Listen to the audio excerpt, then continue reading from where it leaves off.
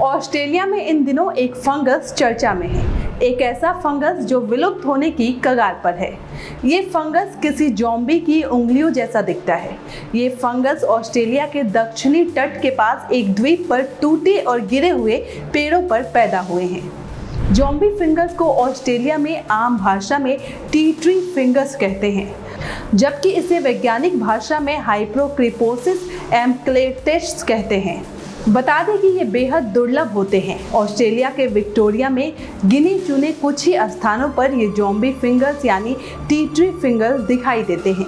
Australian royal botanical gardens Victoria ने इस बात की जांच की और पुख्ता किया कि ऑस्ट्रेलिया में 2 अन्य स्थानों पर भी ज़ॉम्बी फिंगर्स गिरे हुए और पेड़ों के तनों को जकड़े हुए दिखाई दिए हैं। Australian royal botanical gardens Victoria के शोधकर्ता माइकल अमोर कहते हैं कि अगर इंसान इसे पहली बार देखे तो वो डर ही जाएगा, लेकिन इसका ये आकार और आकृति ही इसे पनपने और जीवित रहने में मदद करती है।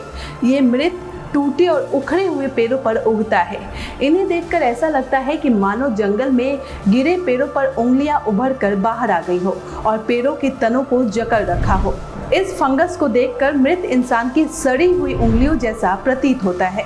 ज़ॉम्बी फिंगस एक पैरासाइट है। ये मरे हुए पेड़ों की छालों और अन्य फंगस को अपना शिकार बनाता है। इसे लार्वा और अन्य कीड़े बड़े चाव से खाते हैं।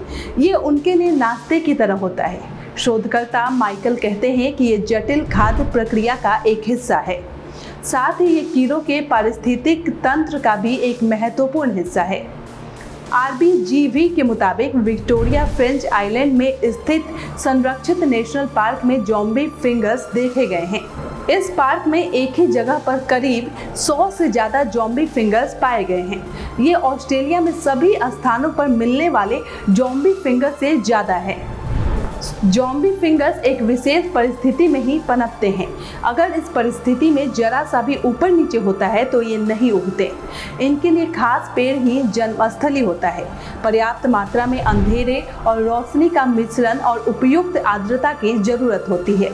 अगर आसपास पेड़ों का घनत्व कम हो तब भी ये नहीं उगते।